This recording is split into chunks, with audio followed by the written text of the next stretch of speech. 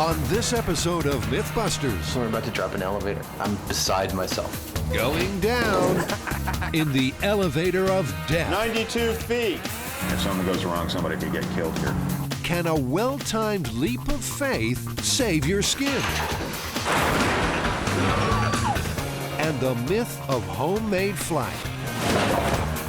Jamie and Adam take wing in a levitation machine build-off. How did I know Adam was going to cheat? Who are the Mythbusters? Adam Savage I reject your reality and substitute my own. and Jamie Hyneman. I kind of like it in here. It's private. Between them, more than 30 years special effects experience. Anything to say to the ducks back home? They don't just tell the myths, they put them to the test.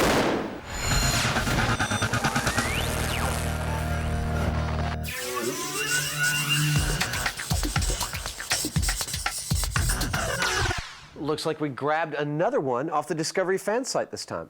Yeah, apparently a viewer saw an ad in the back of a magazine that advertised that you could build a levitation machine using 3 vacuum cleaner motors and it would lift 150 pounds. A levitation machine. A levitation machine. The Mythbusters have dug one up from the good old days when a $1.50 bought you X-ray vision.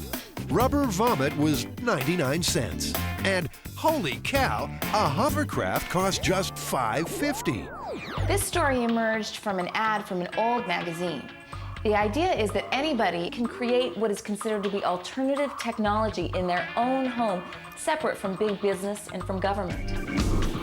So in some dusty magazine, there are plans for a mythic self-propelling levitation machine made from ordinary household items like vacuums. Jamie and Adam never found those plans, but that won't stop them trying to build one. Yeah, I think it's true. I know it's true. It's going to be something really fun to build. And I think Jamie and I can actually add something to the whole industry of vacuum cleaner levitation. I'm reasonably certain that this myth is not true. Jamie doesn't think it's true? Pete Anderson is the vacuum man. He's been repairing these suckers for 30 years. I fix 90% of the vacuums on the market, and you name it, I do it, you know. I can take them apart and put them back together in no time. With such a wealth of knowledge, Pete wisely guards his secrets closely. So, Pete, it sounds like you're rummaging around. Can we come back there? No, Please? no. Then we're coming in to get you. Then I'll have the vacuums attack you. Pete eventually weakens and agrees to reveal the secret of the vacuum cleaner pump. Adam is in heaven. Right. Then it shoots it into this one here, Which pulls it in. and then it directs this air right into this baby. The magic of it all seems strangely lost on Jamie. Until... Electricity! See if it works. Here we go.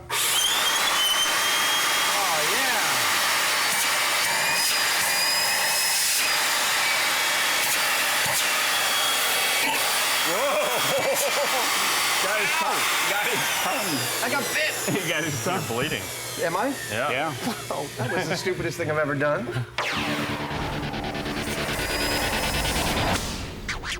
I'm gonna have to stitch your mouth shut, I think, for this. Nah, you wish. And that was the end of Adam's television career. No. See, this is a show. It's like 4 minutes of science and then 10 minutes of me hurting myself. Pete has seen a lot, but he's never seen anyone bitten by a pump before. This is clearly a once-in-a-lifetime opportunity. This is not enough. Come back and get some more. Pete sold them as many of his old junkers as they can carry. The Mythbusters are now officially in the levitation business. Do we suck or what?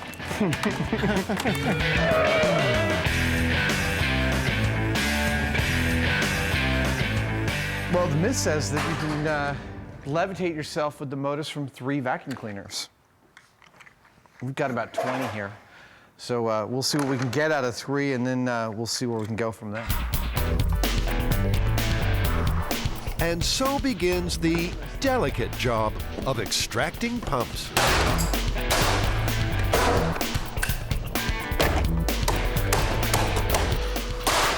I'm not destructive by nature.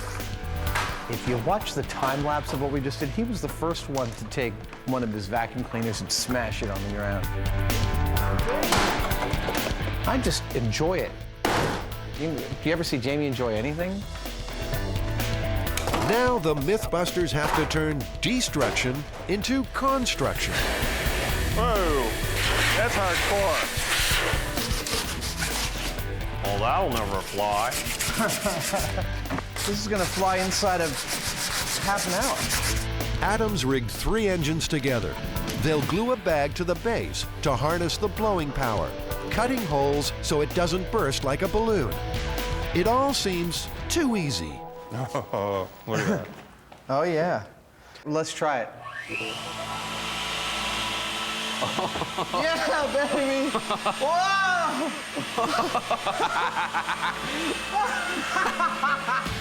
Oh man, dude, that totally works.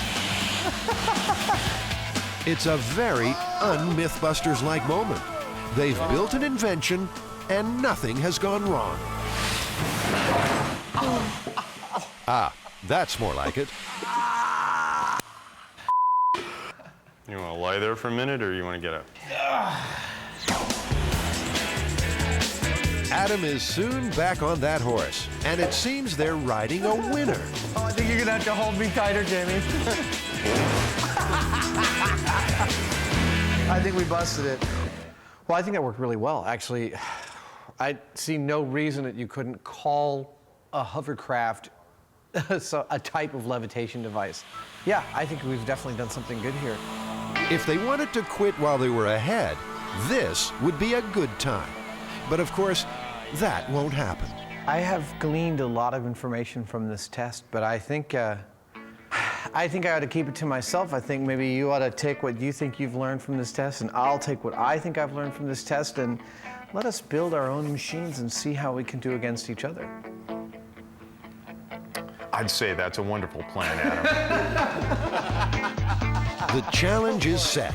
Who can build the best self-propelling levitation machine out of parts found around the home?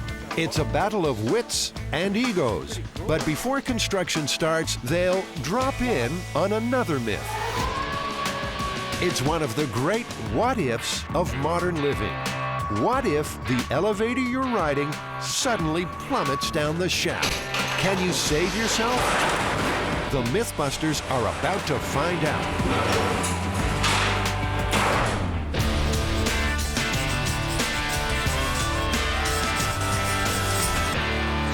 We're here investigating the elevator of death. Now, the myth goes that you're in an elevator, the cables are cut or something, you're plummeting rapidly towards the bottom of the elevator shaft, and right at the very last second, you jump as hard as you can, and that saves your life. Oh yeah, I've been looking forward to this for a long time. The Mythbusters need to drop an elevator down a shaft. Just before it hits bottom, the test subject will jump in the air.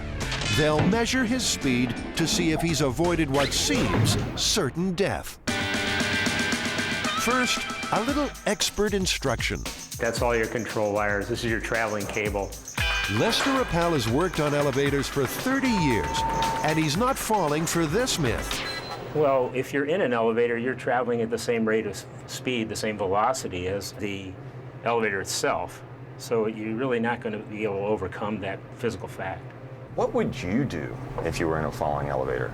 I believe if I had presence of mind, I would probably try to lay myself down on the floor, assuming that I could get there, just to minimize the injury to my body. Destruction seems assured. Jamie can't wait to scout a location. There's a fire training facility which sounds promising in Pleasanton, outside San Francisco. This is quite a complex. They've got rooftops and whole buildings that they can burn down and put out. And of course, most importantly, this building has an elevator in it that drops 4 or 5 floors. I thought so. That's only 40 feet. Okay. 40 feet is an impressive drop. But for this myth, they're looking for something really special. Jamie's got a lead on a derelict hotel in nearby Oakland that's 8 stories high. He's checking it out with builder Carrie. Is that it? I guess that's it. an 8-story building.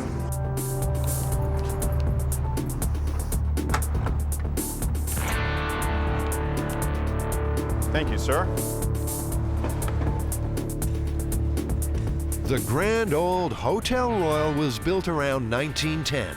She ain't so grand anymore and is scheduled for demolition. Oh my God. Since we're here anyway, can we film a horror movie? Yeah. They've found the elevator, but it's not going anywhere fast. There's the motor. What's left of it. It's an elevator. Yeah. Yeah, that feels like steel. I don't know whether it'll stand up to a 8-story drop without crushing. Getting the elevator working will be no small task. The cables haven't moved in years, and the motor is a wreck. In theory, if we could tie power onto that, we would have a working elevator. The cables and everything are here. It's a little rusty, but if we can get it to work, it's going to be perfect. Carrie, we're going to go on up to the top, I think. Don't leave me alone. Oh my God. It's a long, long way to the top of the shaft. 8 floors, 9 counting the basement. 92 feet to the top of the pulleys. 92 feet to the dead bird. A 92-foot drop, 1,500 pounds of elevator car. It looks like they have their location, but have the Mythbusters bitten off more than they can chew? I don't know. It's kind of scary.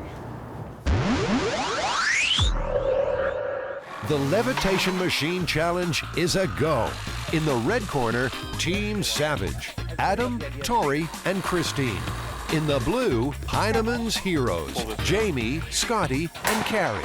Each has a budget of $500 and 2 days to build a flying, self-propelling levitation machine out of household items. Then they race for glory. The secret plans are, we're gonna do 3 pads like this.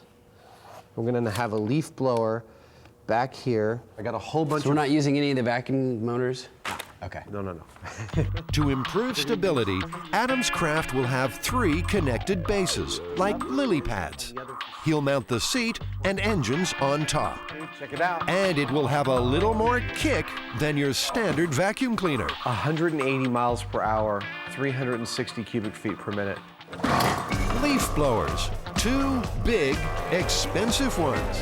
Adam's blown away his entire budget. And possibly Jamie, too.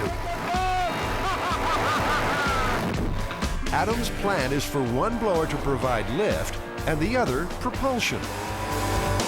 The question is how to mount these puppies up so that 1, there's control, 2, there's some aerodynamics, 3, there's some stability.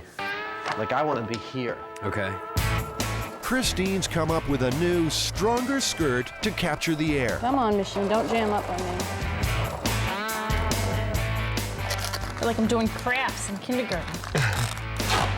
In just 2 hours, Team Savage has the first pad ready to test. All right. Ready?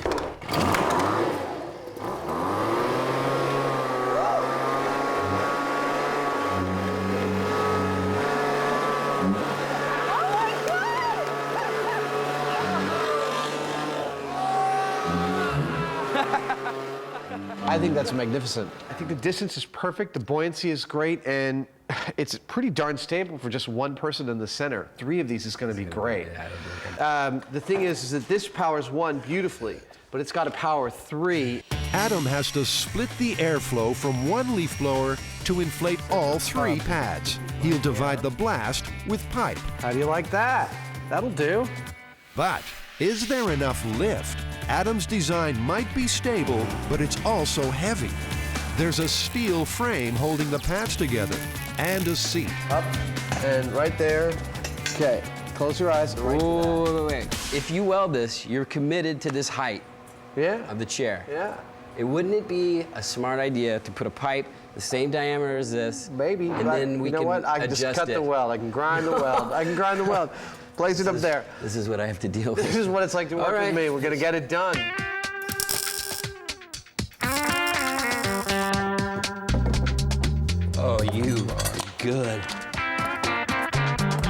not that good. The seat is not adjustable, and it's a little too low.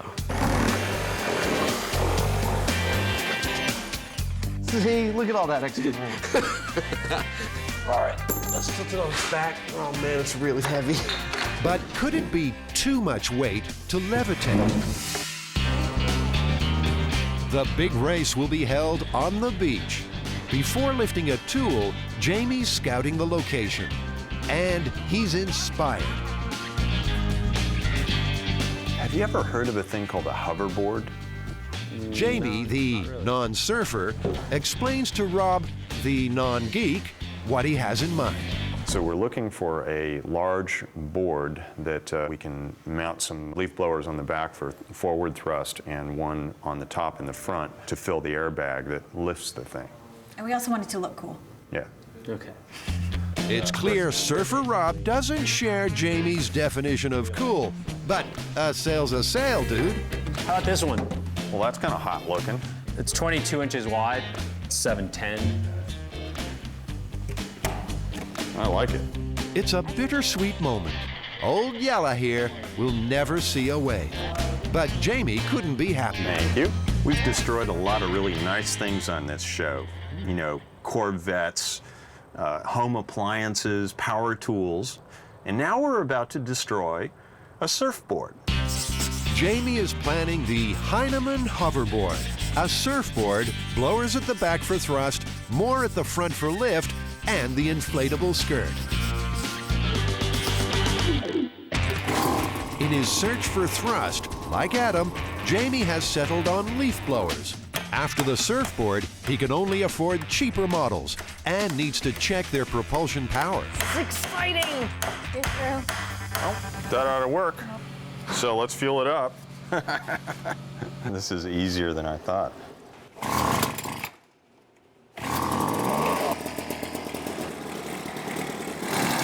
This kind of looks like Wile E. Coyote or something, doesn't it? This is officially the silliest rig in myth-busting history. It's taught them immediately that combining inline skates and a backpack makes Jamie giggle like a schoolgirl. The second lesson, this simple rig actually works.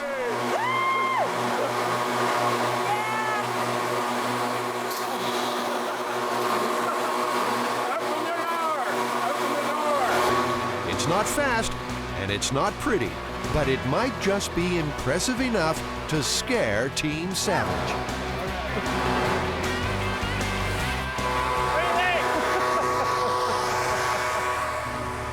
Well, you know, I'm glad he's not wasting his time or anything. I've got a nearly completed hovercraft in there. Jamie's like cruising with the girls. Look, just cruising with women. That's all he's doing. I don't have a damn thing to worry about. His silly little backpack thing? He's like the hunchback of M5. Jamie's team's already lost. They just haven't been informed yet. To Adam's mind, propulsion will be a breeze. Basically, I would be holding on to this thing, pointing it behind me. When I need to turn, I just turn it this way. I turn it that way. It's really simple.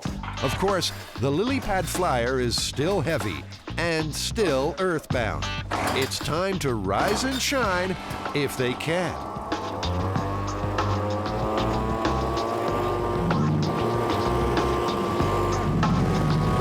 It's totally stable. They have liftoff. It was actually very successful. I'm very pleased with it. Weight does not seem to be an issue with the leaf blower. It's got plenty of power to lift the weight we wanted to lift. The hard part seems over for Team Savage. They're levitating like David Copperfield, and now just need to conjure up a little backdraft to get things moving.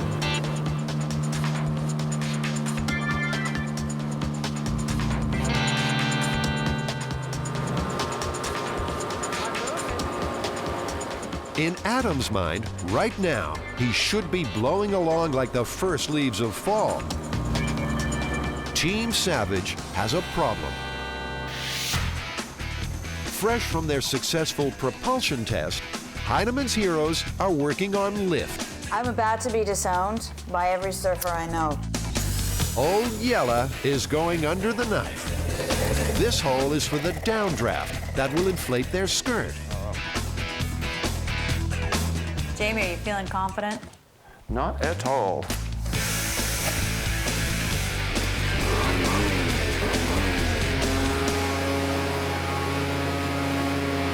It works. They have liftoff, but they also have a problem.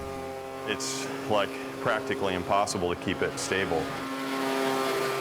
It's less hoverboard than wobbleboard. You're gonna have to have a wider base. That's all I can say, because it's like trying to balance a board on a pole.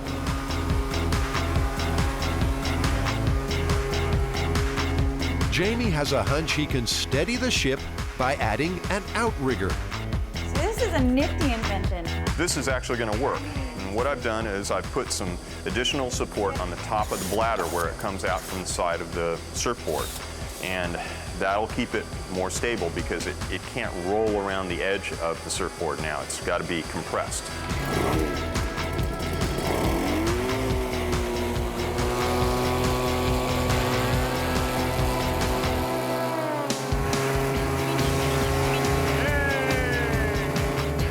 Still is a little bit tippy, but I think when we get a little practice, I should be able to kind of get nice and stabilized, and I think we're good to go. The last component, thrusters, ×3. You know, I kept saying that you were going to come up with something, but in the back of my head, I was going, eh.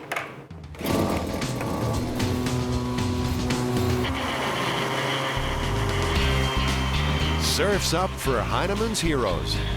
At the end of the first work day of the challenge, they have a flying, self-propelling levitation machine.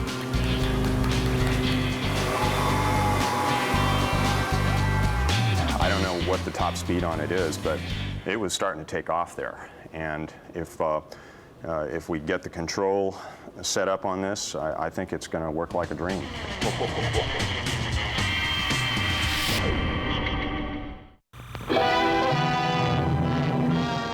In July 1945, a terrible tragedy at the Empire State Building gave rise to a miraculous survival story. And an elevator plunged down 80 floors, cables and debris tumbling over it. It was a drop of 1,000 feet, and inside, a young elevator operator. She was found alive in the basement by a heroic Coast Guardsman. The girl inside was badly crushed and burned. I got her out, gave her morphine, and treated her wounds as best I knew how. But how did she survive that crash? Did she jump up? It's something for the Mythbusters to ponder back at the Hotel Royal.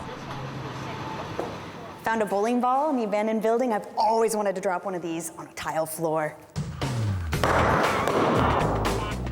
I thought it was gonna shatter and break and do all sorts of dramatic things.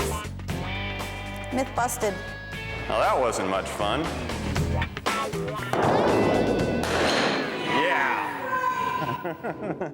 We've got the location, we've got our elevator shaft. I'm gonna go out and get all the rigging equipment that I need so that we can pull it to the top and drop it. You've got the hard job of getting Buster to jump at the last second. This experiment has two engineering challenges. First, to figure out a way to raise and drop the elevator. Second, to rig the victim to jump up at just the right moment. Jamie, Carrie, and Scotty are dissecting the human jump. All right.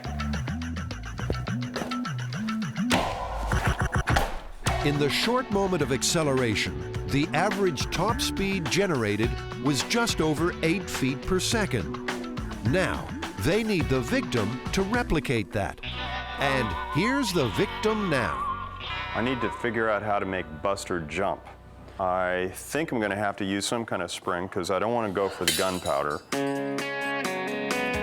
No gunpowder, good news for Buster. Instead, a kind of turbocharged pogo stick, a car spring inside overlapping tubes with a quick release catch. They'll rig Buster to sit on top. Scotty's specialty is working with metal. So in no time, she's created Buster's launcher.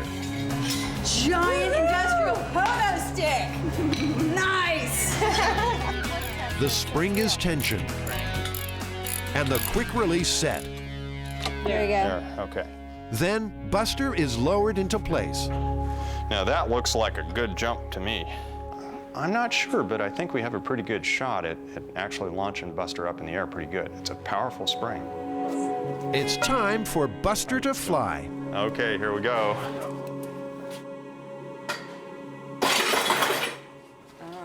Well, that wasn't very much at all. Okay.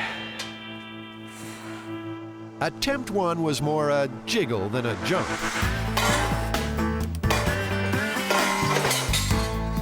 What can I say? Gotta keep tweaking. Adam, meanwhile, is looking for rigging, asking all kinds of questions salesmen don't hear too often. I need to cut these cables and attach basically this quick release between the cables and my elevator so I can then drop the elevator. What would you recommend? A career change, perhaps. But failing that, rigging salesman George Wong settles for cables and ties and double-strength doohickeys. Okay. Are you gonna blow me up next? No, we're dropping an elevator today. Are you really? Yeah. The whole experiment and the Mythbusters' safety will literally hang from this quick-release shackle. Everything has to be right. That'll do it. That's perfect.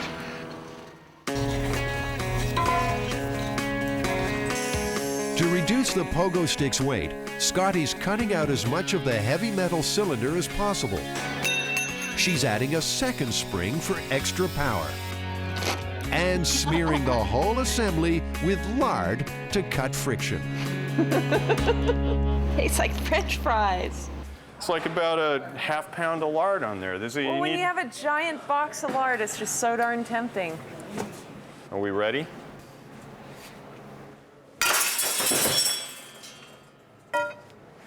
Face plant! About 20 centimeters.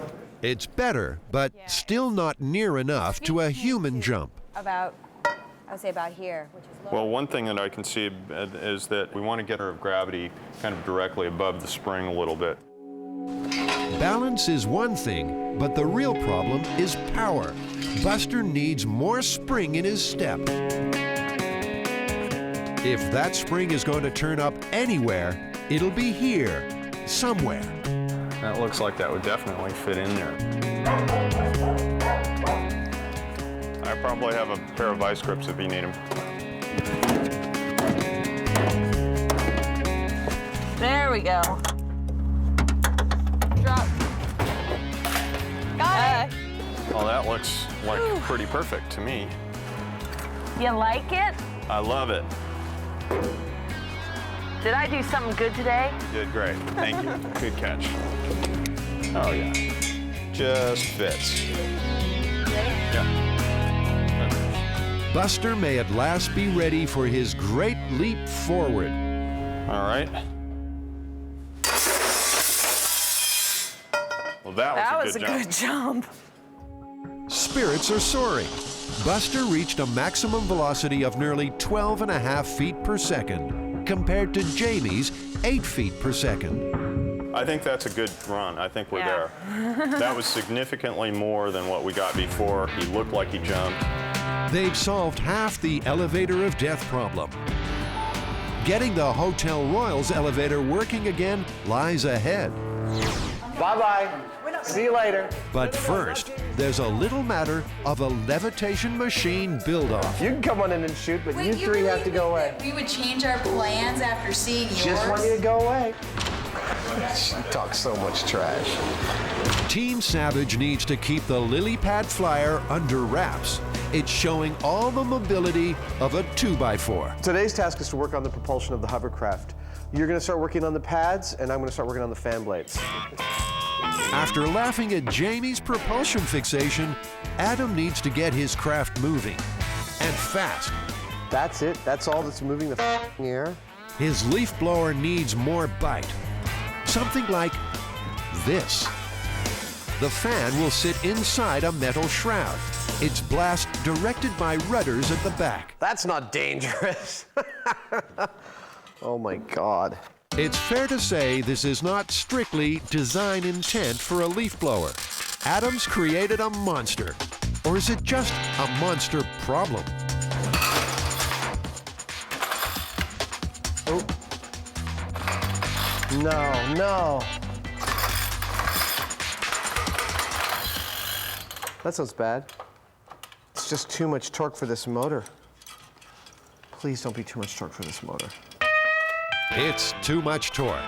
The tiny motor can't turn that big fan. I'm scrapping this leaf blower motor. I'm going to stop trying to repair it and go for something like a chainsaw motor or a low-grade secondhand lawnmower motor. A stickler might point out Adams already spent his $500. Granted, I might have spent over $500 trying to get this to work, but in the end, the full parts list for our hovercraft will still be under $500. How did I know Adam was going to cheat? News of Adam's indiscretion has reached Hyneman's heroes.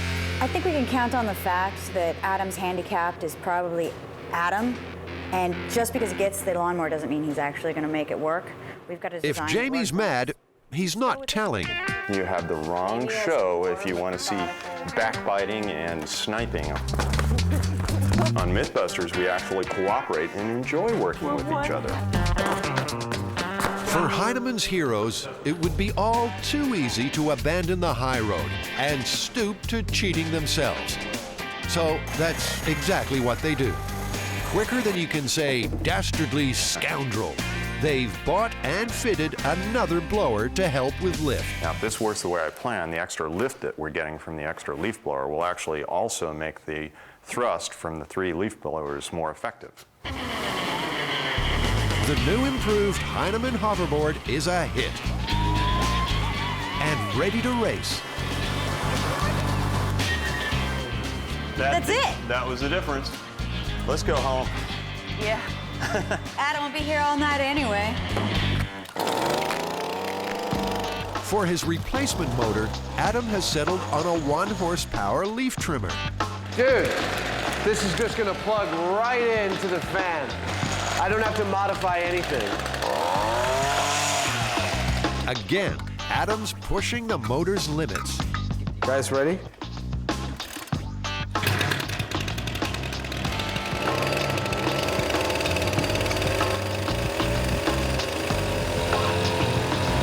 A typhoon, this ain't.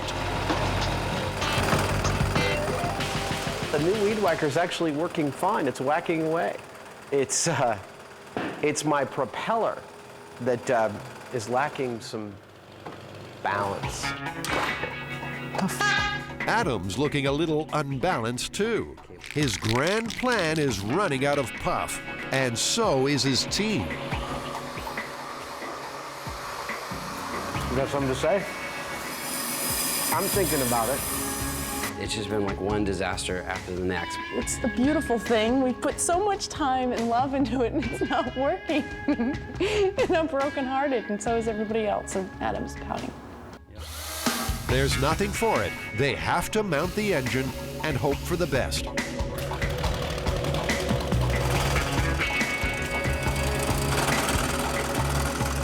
You ready?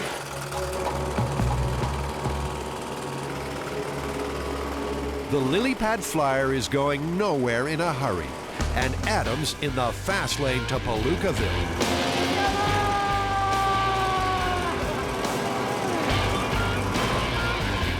I'm out. I'm out of ideas. I just ran out just a second.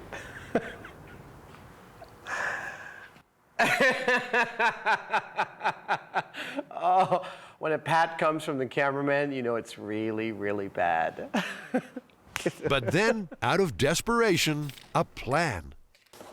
Pizza box wings. This is great.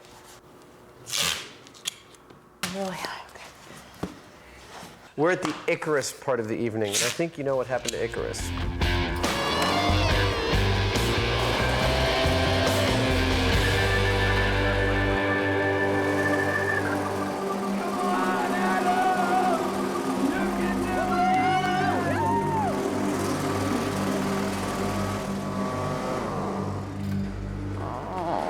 You know, I think we might have something. I can only pray for one thing, and that is a total failure of Jamie's rig. Confident to the last. Let's go home.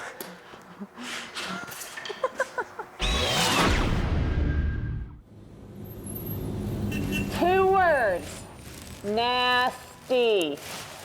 Ugh. It's nasty enough inside the Hotel Royal for the Mythbusters to cover up with dust masks. There's the cleanup to be done, and Jamie's got to get the elevator working again. Oh, it's going up. It went up. Did the car go up? Yep. Well, that's a good sign. It is awfully stiff, but it is moving. So where there's movement, there can be improved movement. And I had an idea that I might be able to modify an electric vehicle that I built. It's a prototype that I have back at the shop. It's the same electrical vehicle Jamie used in the 7-Up commercial, but extensively modified. He calls it the Life and Death Machine, or LAD for short. I built a multi-purpose platform that has the electric motors, the gear reduction for them, speed controllers and electronics, and batteries all compacted into as tight of a unit as I could come up with, and then we put these treads on it. Jamie sees the LAD as having applications in firefighting and law enforcement. But today, it's got to lift an elevator.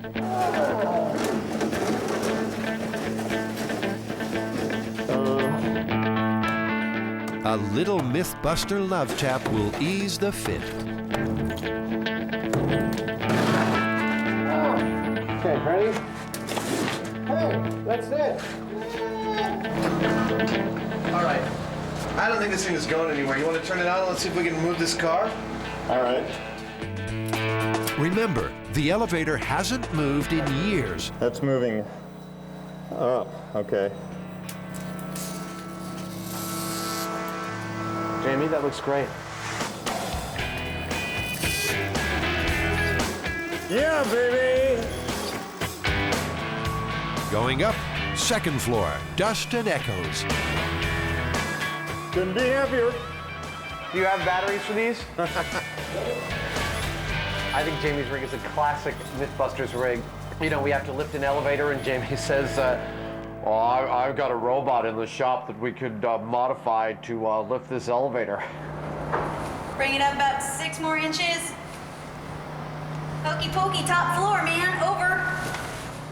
Top floor, broken fittings, pigeon poop, and all kinds of danger. Before starting work, Adam secures the car at the top of the shaft. We can't rush it. We don't want to be, doing anything without being in total and absolute control of what's going on. It's nasty. If something goes wrong, somebody could get killed here. Elevators are designed not to fall. Fortunately, the Mythbusters wrote the book on disabling safety systems. First up, the emergency brake. When the balls spin around too fast, if the elevator's falling, they lift up and drive out the 2 brakes. So what you're trying to say is you take the balls off, it don't work no more, right? You got it. Let's see. Anticlimactically enough, I believe I've disabled the entire mechanism by removing this simple pin. Well, okay. They're not in free fall mode yet. As well as being cabled to a winch, elevator cars are also linked to a counterweight, which weighs about the same as the car when half full.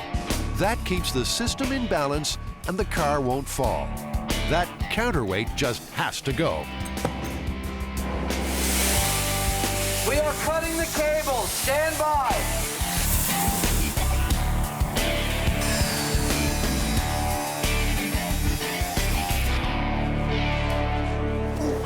It's so much heavier than it looks. Just the last lonely winch cables left. And with the car lowered back to the basement for safety, Adam is about to sabotage those too. This is a 10,000-pound movie special effects quick release. Going to attach it to this really big shackle. And when we get upstairs, we'll be able to pull a pin and this whole car will drop. You know, working with these dirty cables, I can't tell you how hard it is not to touch Jamie's white shirt. I just want to touch it, make it dirty.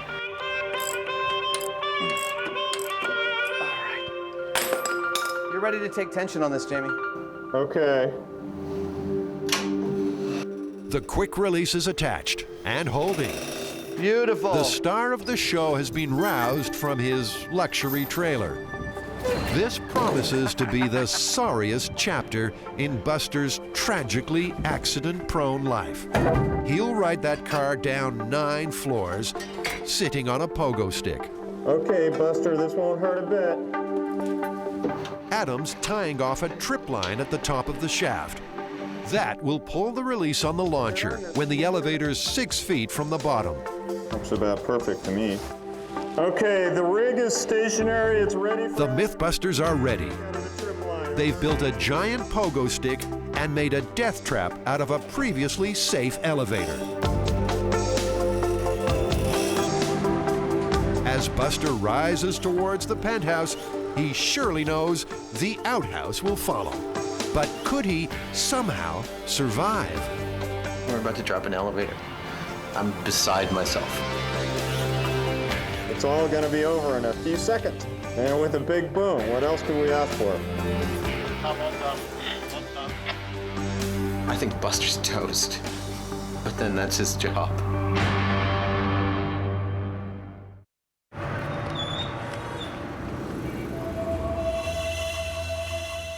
You will die in the elevator. You will die. It is not a good omen, but it's time for the great elevator drop. Can Buster survive a 90-foot fall if he jumps at the last second? Jamie and the team are in the basement. Adam's up top, quick release in hand. I'm terrified. I'm totally excited. All right, here we go. Ready to drop in 5, 4, 3, 2.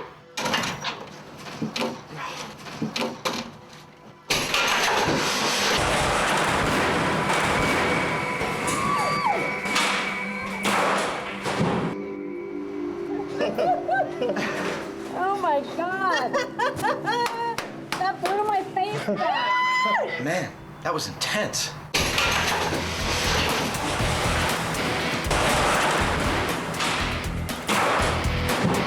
That was such a rush. It was just like this enormous blast of air. Oh no. The overhead camera shows Buster's pogo stick launched right on cue. But did it save him? Talk about a gust of air. His head's gone. We've got an arm. I believe this is more damage than we've ever done to Buster in one myth before. Hey, Adam. I think Buster feels good about a job well done, and he just hopes that we don't put his head on backwards. By the bottom of the shaft, the elevator and Buster were falling at 53 miles an hour. Buster jumped up at 3 feet per second, or 2 miles an hour. Enough to hit the roof, but he still hit the ground at a fatal 51 miles an hour. I don't know if we can put him back together. Yeah, Scotty can do it. We can rebuild him. We have the technology. Buster will be repaired, but if he was smashed to pieces, how did that elevator operator survive her plunge in the Empire State Building from 10 times the height? Turns out the car was a tight fit inside the shaft, so trapped a cushion of air beneath it. And the cable hanging below coiled into a kind of spring as it fell. Those 2 factors slowed the car enough to save her life. Alas, fate was not so kind to Buster. Well, you know, you might be weightless relative to the elevator, but you and the elevator are going down at 53 miles an hour. So unless you can jump up at 53 miles per hour, you're dead. I think we've done all that we can here. I think this myth is definitively and finally busted. Yeah, it was fun, though.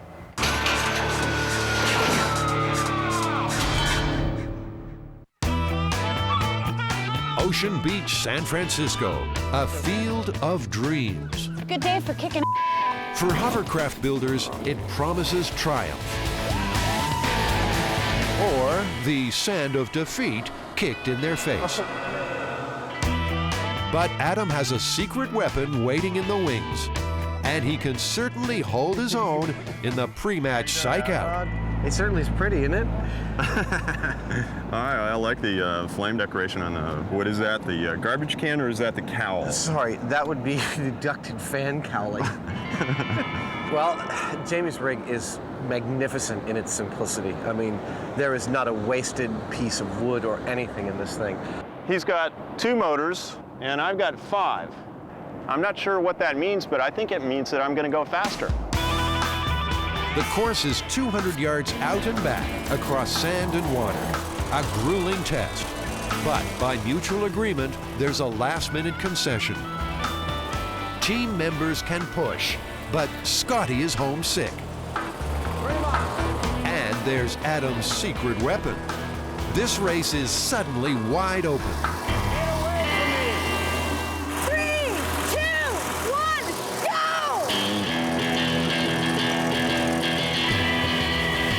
The Hyneman hoverboard leads out. But Team Savage has pulled a switcheroo heading into the water hazard. It floats like it flies. I gotta lose this. Jamie's first out of the water, but his lift engines have stalled. Fair play be damned. Adam's calling in reinforcements.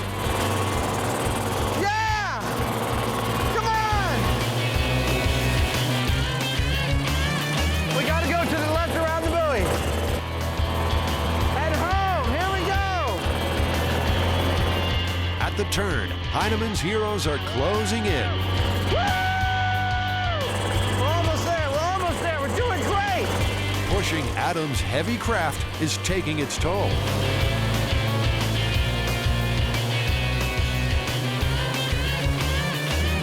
A jockey change, and fresh legs could be the difference.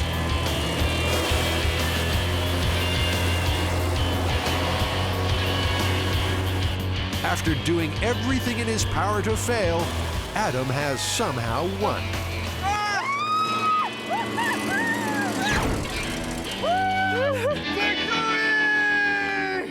Way to come in at the last minute there. Nice. That was possibly the stupidest contest ever in the world. The thing just filled full of sand. You know, we tested it on a shop floor, smooth concrete, worked great. I'm fairly confident we would have easily won the race, but it's a big scoop. It may be academic, but Jamie calls a rematch just to see who would have won without assistance. On dry land, it's no contest. This time, it's all Jamie. The Hyneman hoverboard leaves the lily pad flyer in its wake, and a little pride is restored.